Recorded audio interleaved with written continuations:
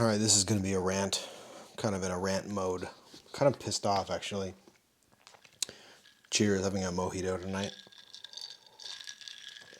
So, in my other video, I mentioned how, I guess the perception of the X-T4, this camera, was that it was better built than my X-H1. And I, kind of mentioned a few reasons why, but it kind of seemed that way. I think I'm going to retract that. Still a nice camera, still like it, still keeping it, but I don't think it's as well built. I think the X-H1's a better built camera. And what kind of made me start to think about that was, so the paint was one thing. I had mentioned the X-H1 having that like multiple paint coating something, technology that Fuji talked about when it came out. This thing doesn't have that. And I don't have a scratch on mine yet, but it just seems like it's more prone to scratching. I don't think it's anything to do with the silver. I think the black paint one does it too. But I've definitely seen many YouTube videos of both. More of the silver, but even the black one with a lot of wear. They'll have wear on the corners and the bottom pretty scratched up on all the sharp edges. And I don't really see that with the X-H1. If you look at old, videos, people have had them for a while when it was a little more common. And there's still obviously users. I'm filming this right now on the X-H1. It doesn't seem to wear like that. And I don't think it's the silver. The silver paint definitely seems to wear well or quickly on this, but even the black ones I've seen.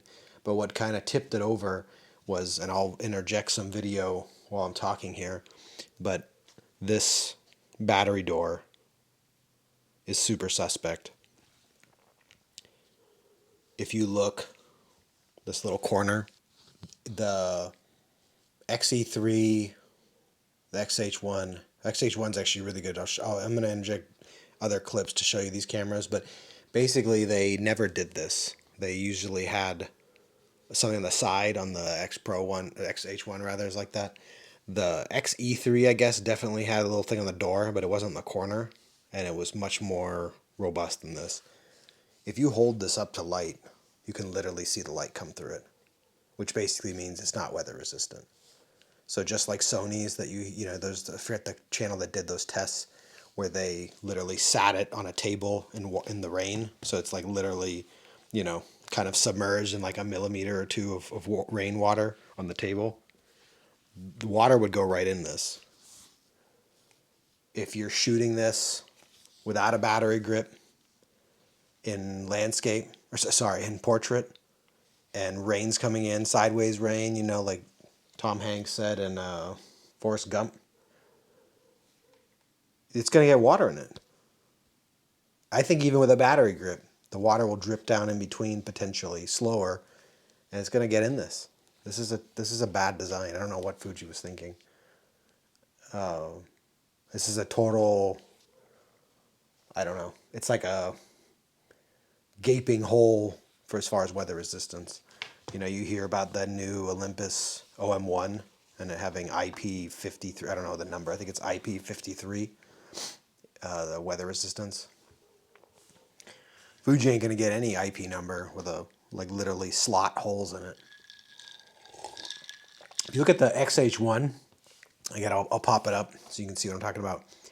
It literally doesn't even have anything. The door is literally a solid door.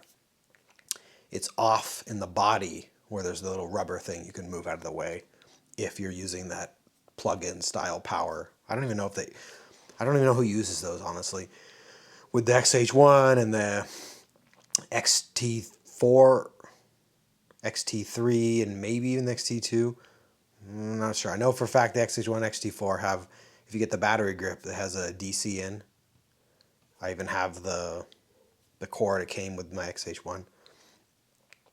But I guess you can buy those batteries that have it's not a battery, it's like a blank that has mains out of it and then like an AC adapter, just so you're constantly powered from the wall. So that rubber thing gets moved out for those rare people that do that. But it's much more substantial on the XH1 and honestly even the XE3. this is just a total fail. Like, this is not I don't know if anyone's ever going to use that. It's like such a rare use case where someone buys that blank battery with a cable to use that door, versus everybody's just going to shoot it normally with batteries, or even get the battery grip and plug in with the DC cable on the battery grip. But to compromise your weather sealing that significantly with this pathetic joke of a door with this corner for that rare use case, I don't know what the hell Fuji was thinking. So, yeah, I think with this complete failure of a battery door that's going to leak, combined with potentially inferior paint, combined with, and this is sort of the design, this fully articulating screen, which was really easy to break. You could ask my friend Eric about fully articulating screens, what happens when you drop your camera on a carpet, breaks the screen off. I think it's inferior. And the bottom plate, this is something I noticed too, compared to the X-T4 and the XH1, this is really skinny. I mean, I don't know how much it really matters, but this is a really skinny bottom plate. The other ones have a thicker bottom plate. So that's kind of a bummer. This is definitely not a pro camera. Hopefully they don't make these same mistakes with the XH2 whenever that comes out.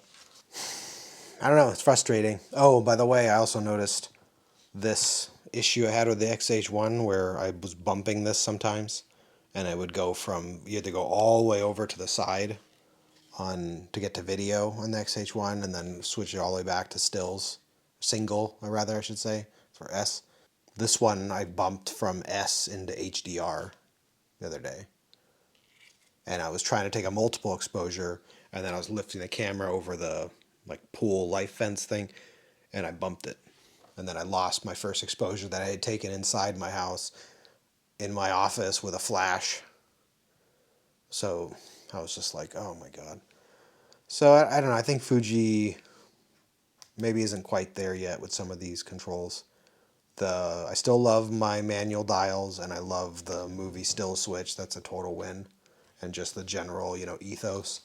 But these sub dials, or whatever you call them, sub dials, I guess. The left one, I don't know what they can do. Maybe have a lock on it, or make it stiffer. I'm not sure. It's kind of it's not too big of a deal, but it's annoying. So anyway, that's my rant. A little long-winded. Definitely not going to take this thing out in significant rain, or even I don't know. I don't even know if I'd let it get rained on, to be honest. My X-T1 years ago in Maui got drenched with the 16 millimeter 1.4, both weather resistant. Did fine. Didn't fail, unlike Ken Wheeler with this pervasive issue. He always says like weather resistance a lie, and pervasive moisture or something, whatever the hell he says. It's perverse. He was always saying like, we will get in, the moisture's going to get in. It never had a problem. I used it for years later and sold it. Never had a single problem with it. And my XH1 I'm filming me right now with got a bit wet in Florida when we went to sorry, it wasn't Maui, it was Oahu where I took the XT1. I was just thinking about that in my head. The XH1, we went to Florida and it got a bit of rain. I did try to protect it, so like when those crazy storms in Florida like completely came down, I put the camera away. I had the umbrella, and then when it completely got insane, I put it in my bag. But it definitely got a little wet here and there. Raindrops, like when it started to rain, before I had the umbrella out, it would get some rain on it, and then just the wind blowing rain sideways, it would get a little wet.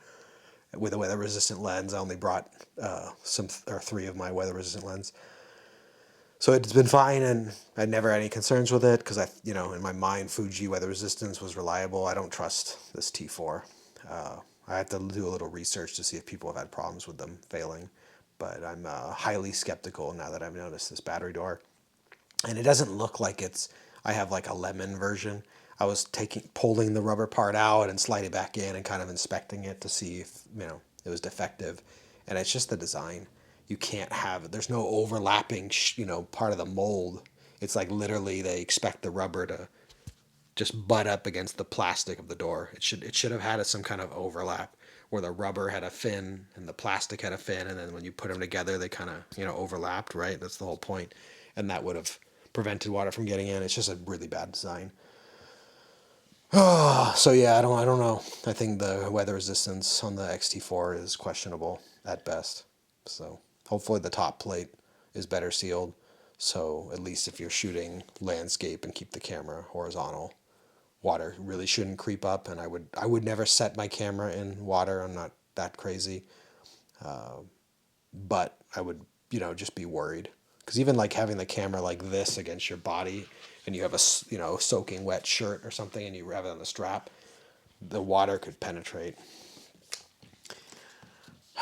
What were you thinking, Fuji? Fuji.